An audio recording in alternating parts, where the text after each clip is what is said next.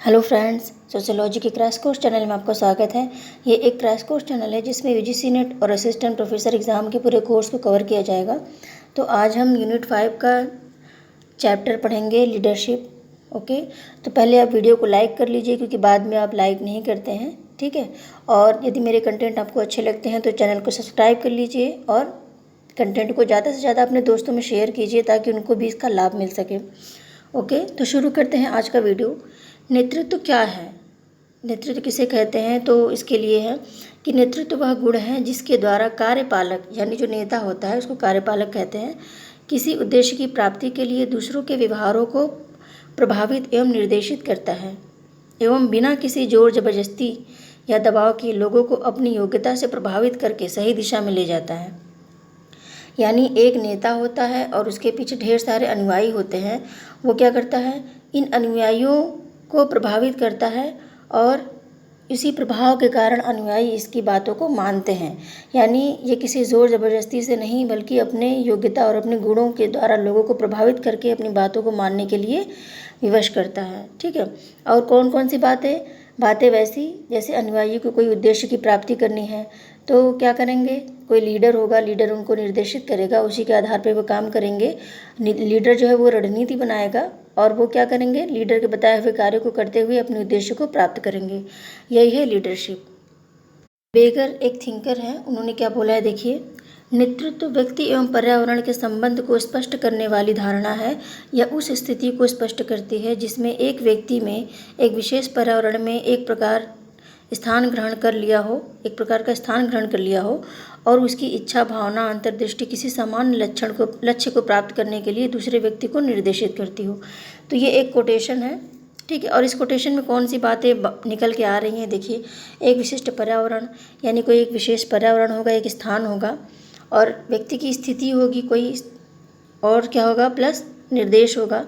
व्यक्ति जो है निर्देश देगा, मतलब एक व्यक्ति है जो स्थान से भी जुड़ा है और निर्देशन से भी जुड़ा है, वो क्या है? नेतृत्व है, ठीक है। अलग अलग स्थानों पे अलग अलग प्रकार का नेतृत्व हमको देखने को मिल जाएगा। आज हम यहाँ पे खड़े हैं तो यहाँ का नेतृत्व कोई और कर रहा होगा, जब हम चल के कुछ दूर और जाएंगे तो वहाँ का नेतृत्व कोई और कर रहा होगा, ठीक है। तो स्थान और पर्यावरण के अनुसार नेतृत्व जो है वो बदलता रहता है, इसलिए यहाँ पर विशिष्ट पर्यावरण दिया गया है। नेपियर ने देखिए क्या बोला है कि नेतृत्व वह व्यवहार है जो दूसरों के व्यवहार को उनसे कहीं अधिक प्रभावित करता है जितना कि उनका व्यवहार नेता को प्रभावित करता है। यानी एक नेता है वो अपने अनुयायियों से जितना ज़्यादा प्रभावित होगा उससे भी ज़्यादा वो अपने अनुयायियों को प्रभावित करता है। ये बात किसने बोली? नेपियर ने बोली। तो किसी तरह से भी शब्द चेंज कर दिया जाए तो आप इस कोटेशन को पकड़ लीजिएगा, क्योंकि जैसे नेपियर ने बोला कि अनुयायी से ज़्यादा नेता प्रभावित करता है अनुयायियों को। बस यही एक लाइन होती है, इसको कैसे भी वो लोग घुमा के पूछ लें एनटीए में, तो आपको यही बात अपने दिमाग में बैठानी है। कीवर्ड क्या है, किसी परिभाषा का कीवर्ड क्या होता है, वही हमको अपने माइंड में रखना है।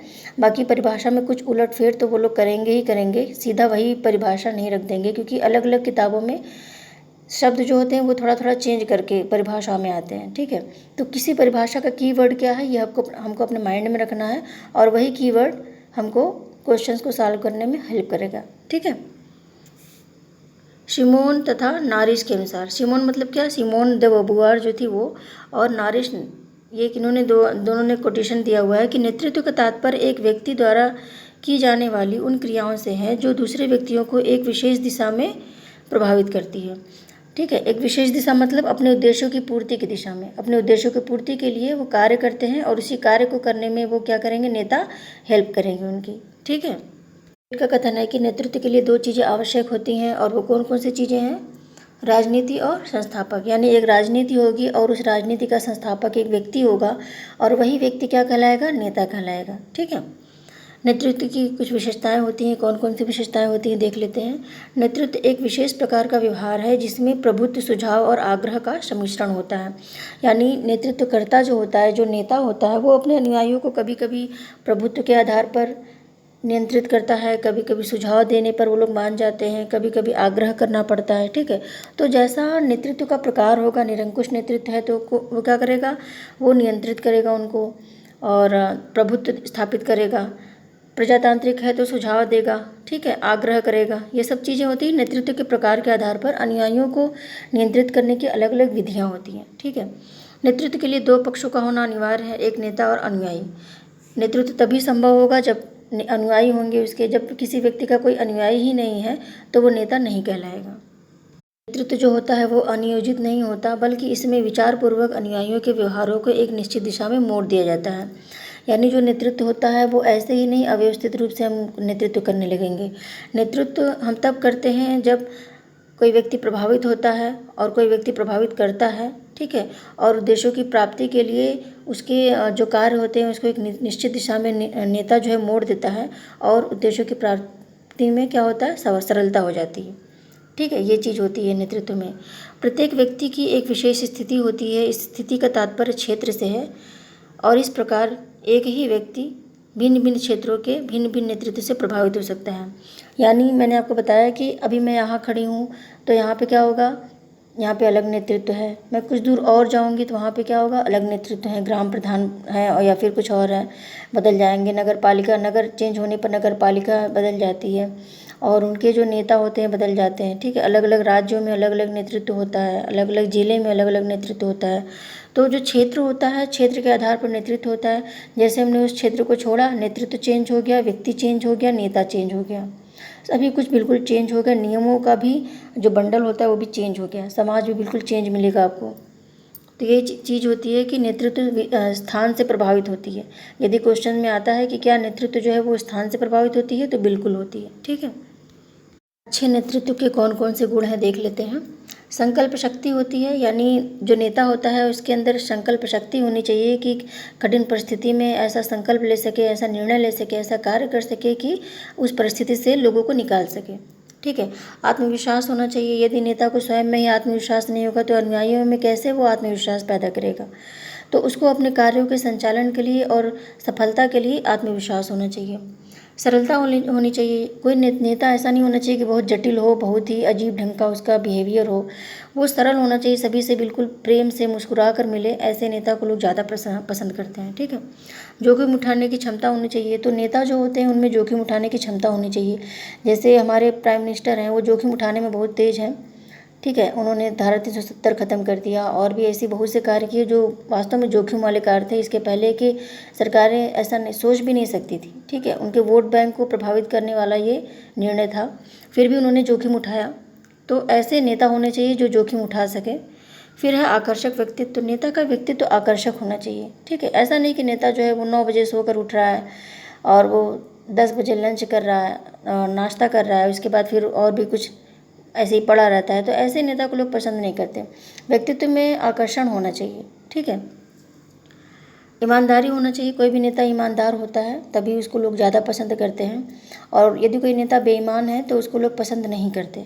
ठीक है, तो नेता यदि झूठा है, बेईमान है, कोई भी ऐसी घटना निकल गई कि उसने झूठ बोला या फिर बेईमानी की, तो लोगों पर से उसका विश्वास उठ जाता है। ठीक है, लोगों का विश्वास उस पर से उठ जाता है। ओके, अभिप्रेरणा। नेता के अंदर अभिप्रेरित करने की क्षमता होनी चाहिए। वो लोगों को प्रेरणा दे सके और बिल्कुल सुप्त लोगों को उत्तेजित करने की उसके अंदर क्षमता होनी चाहिए। ठीक है, वो ऐसी ऐसी बातें बोले कि लोग जो है उत्तेजित होकर उस कार्य को करने के लिए तत्पर हो जाए, तभी उस नेता को एक अच्छा नेता कह सकते हैं। ठीक, नेता की संचार की शक्ति बहुत ही अच्छी होनी चाहिए। ठीक है, वो जो बोलना चाहता है, जो लोगों को समझाना चाहता है, वो अच्छे से समझा सके, तो ऐसे नेता को अच्छा माना जाता है। निर्णय लेने की योग्यता होनी चाहिए। नेता ऐसा नहीं होना चाहिए कि निर्णय लेने के लिए 10 बार सोचे और जो परिस्थिति है वो और भी ज़्यादा विकट बन जाए। निर्णय लेने की योग्यता होना चाहिए, तत्काल वो निर्णय ले सके। जवाबदेही होनी चाहिए। नेता ने जो कार्य किया है उसके लिए वो जवाबदेह होना चाहिए। ऐसा नहीं कि जब जवाब देने की बारी आई तो वो भाग जाए, वो लोगों का सामना न कर पाए। जवाबदेही उसके अंदर होनी चाहिए।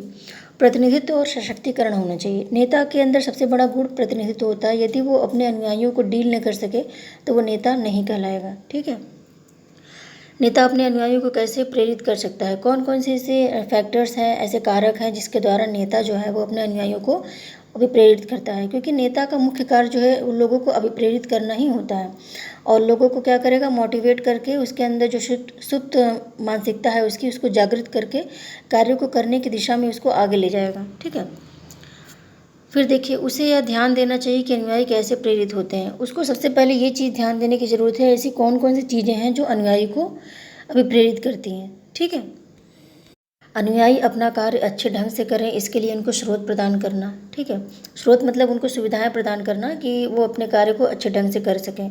अच्छे कार्य पर उनकी प्रशंसा करना। मान लीजिए कोई अनुयायी है, उसने बहुत अच्छे से कार्य किया है तो उसकी प्रशंसा करनी ज़रूरी है ताकि वो ऐसे ही कार्य और भी ज़्यादा अच्छे से करें। उद्देश्यात्मक कार्यों में उनकी सहायता करना। नेता को क्या करना चाहिए? लोगों को सहायता करना चाहिए। जो उनके अनुयायी है, यदि वो कोई कार्य कर रहे हैं उद्देश्य पूर्ति के लिए, उसकी सहायता करनी है, तभी वो नेता बने हैं ना, तभी लोगों ने उनको नेता बनाया है। कुशलता विकसित करने का उनका सहयोग करना। कुशलता विकसित करने में उनका सहयोग करना। या जो अनुयायी होते हैं वो जिस स्किल को सीखना चाहते हैं, नेता को क्या करना चाहिए? उस स्किल को सीखने में उनकी सहायता करनी चाहिए। उनमें उद्देश्य पूर्ति का विश्वास उत्पन्न करना। अनुयायियों में ये विश्वास उत्पन्न करना कि जिस उद्देश्य की पूर्ति के लिए नेता और अनुयायी लगे हुए हैं, नेता के निर्देशन में अनुयायी कार्य कर रहे हैं, वो उद्देश्य ज़रूर पूरा होगा। उनके अंदर बिलीफ सिस्टम विकसित करने चाहिए नेता को। ठीक है, नेतृत्व के प्रकार कौन कौन से हैं देख लीजिए। पहला है निरंकुश नेतृत्व। निरंकुश नेतृत्व में क्या होता है? जैसे हिटलर और मुसोलिनी जैसे लोग थे जो लोगों को ज़बरदस्ती वो कार्य करवाते थे। ठीक है, तो वो निरंकुश नेतृत्व हो गया। इसमें दबाव ज़्यादा होता है। प्रजातांत्रिक नेतृत्व में आग्रह और सुझाव होता है। इसमें कोई ज़बरदस्ती नहीं होती, कोई दबाव नहीं होता, व्यक्तियों की स्वेच्छा से कार्य कराए जाते हैं। हस्तक्षेपपूर्ण नीति। इसमें अनुयायियों में किसी प्रकार का हस्तक्षेप नहीं किया जाता है, केवल एक सिंबल के रूप में नेता बना दिया जाता है और वो सिस्टम को चलाता है। बाकी अनुयायियों के अंदर ये स्वतंत्रता होती है कि वो कोई भी कार्य कर सकें। ठीक है, पैतृक नेतृत्व भी होता है। कुछ लोग वंशवाद के आधार पर नेतृत्व को प्राप्त कर लेते हैं, उसको पैतृक नेतृत्व कहते हैं। जैसे बहुत से देशों में क्या है, वहाँ के जो नेतृत्व है वो पैतृक है। ठीक है, करिश्माई नेतृत्व में क्या होता है कि कभी कभी अचानक कोई परिस्थिति उत्पन्न हो गई, उस परिस्थिति में कोई व्यक्ति है जिसने भीड़ को प्रभावित कर लिया। ठीक है, तो भीड़ ने क्या किया? उनको अपना नेता बना लिया, वो हो गया करिश्माई नेतृत्व। परिवर्तनशील नेतृत्व का मतलब होता है कि नेतृत्व जो है वो परिवर्तित होता रहेगा। ऐसा नहीं कि कोई व्यक्ति नेतृत्व उसको मिल गया है तो वो चेंज नहीं हो सकता। जैसे ही किसी और व्यक्ति में योग्यता दिखी, उसको हटा के दूसरे व्यक्ति को रख दिया जाएगा। तो परिवर्तनशील नेतृत्व का मतलब है कि योग्यता के अनुसार किसी भी व्यक्ति को नेतृत्व प्रदान किया जाएगा। सहयोगात्मक नेतृत्व में क्या होता है कि इसमें सहयोग के लिए नेता चुना जाता है। जैसे कोई स्किल सीखनी है, जैसे जूडो कराटे सीखना है या फिर कुछ और सीखना है, तो उसके लिए हम किसी मेंटर को चुनते हैं ना, किसी कोच को चुनते हैं, तो वो क्या है? वो हमारा नेता है। तो उसको सहयोगात्मक नेतृत्व कहेंगे कि वो हमारे सहयोग के लिए है ताकि हम उस चीज़ को अच्छे से सीख सकें।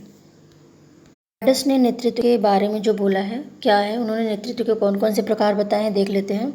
प्रत्यक्ष एवं अप्रत्यक्ष नेतृत्व। प्रत्यक्ष का मतलब है जैसे नेता हमारे सामने होता है तो हम उससे प्रभावित होते हैं। अप्रत्यक्ष में क्या होता है कि जैसे किसी देश का राष्ट्रपति या फिर प्रधानमंत्री होता है, उससे देश की प्रत्येक जनता जो है प्रभावित होती है। ठीक है, वो अप्रत्यक्ष है। पक्षपातपूर्ण नेतृत्व एवं वैज्ञानिक नेतृत्व। पक्षपातपूर्ण नेतृत्व का मतलब होता है किसी विशेष समुदाय की तरफ विशेष ध्यान देने वाला नेता होता है। मान लीजिए कोई दो समुदाय है, दोनों समुदाय के लोगों ने मिलकर नेता को चुना है, लेकिन नेता जो है वो जिस समुदाय से है उसी समुदाय के व्यक्तियों को सपोर्ट कर रहा है, तो उसको क्या कहेंगे? पक्षपातपूर्ण नेतृत्व कहेंगे। वैज्ञानिक नेतृत्व का मतलब होता है इसमें तार्किक ढंग से नेता जो है कार्य करता है, इसमें सभी को समान माना जाता है। सामाजिक, मानसिक और अधिशासी नेता। ठीक है, सामाजिक नेता क्या है? जैसे कि समाज में कोई मुद्दा है, उस मुद्दे को लेकर कोई व्यक्ति आंदोलन कर रहा है तो नेता बन गया। मानसिक में क्या हो गया कि भीड़ को प्रभावित कर लिया तो नेता बन गया। अधिशासी नेता हो गया लोगों को ज़्यादा से ज़्यादा प्रभावित करने वाला। ठीक है, संत, पैगंबर, संत, विशेषज्ञ और मालिक। ठीक है, ये सारे नेता के प्रकार हैं।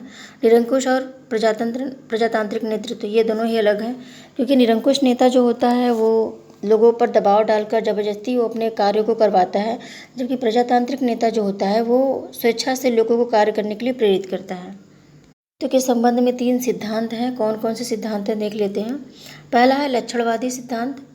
ठीक है, इसमें क्या माना जाता है कि नेता में कुछ व्यक्तिगत गुण होते हैं जिसके आधार पर वे संगठन को अपना अनुयायी बना लेते हैं।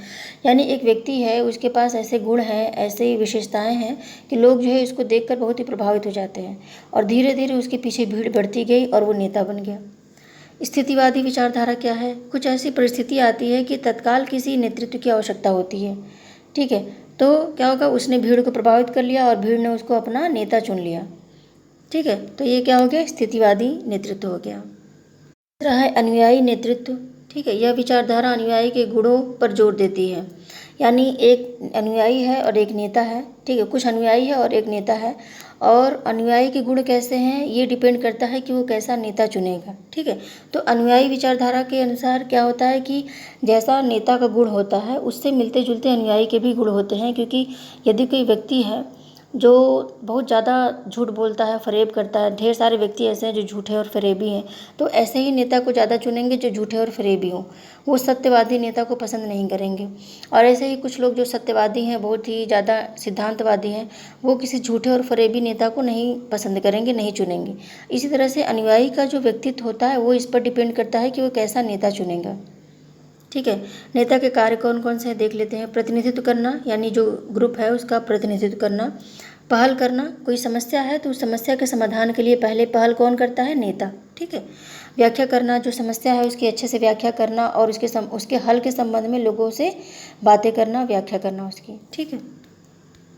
फिर है उद्देश्य निश्चित करना, किस लिए नेता बनाया गया है, वो संगठन किस लिए है, इसका कोई उद्देश्य होता है, नेता उसको निश्चित करता है। संगठन में एकता बनाए रखना, संगठन में यदि किसी प्रकार का विवाद होता है तो नेता उसको हल करता है।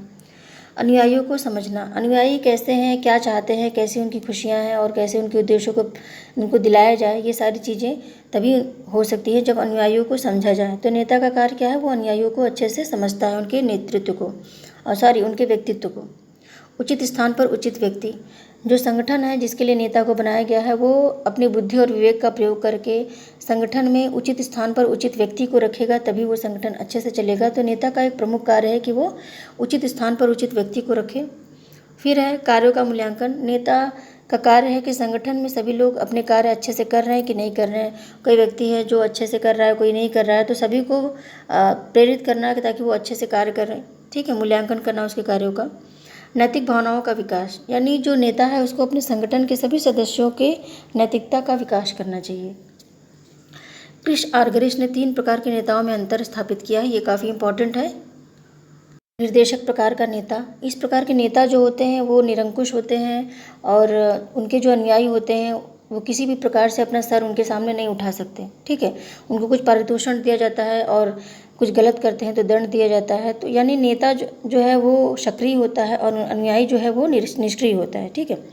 और अनुयायी को नेता की बात को मानना ही है, इसके लिए कोई ऑप्शन नहीं होता।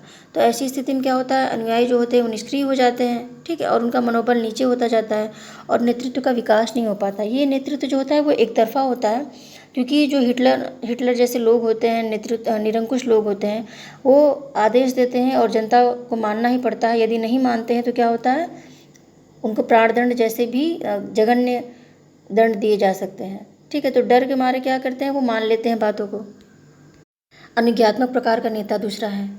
ये नेता क्या होते हैं, ये अनुयायियों से विशेष लगाव रखते हैं, उनके अंदर भावनात्मक जुड़ाव होता है, ठीक है। और अनुयायी भी इनकी बहुत रेस्पेक्ट करते हैं, इनके लिए अपने प्राण भी दे सकते हैं।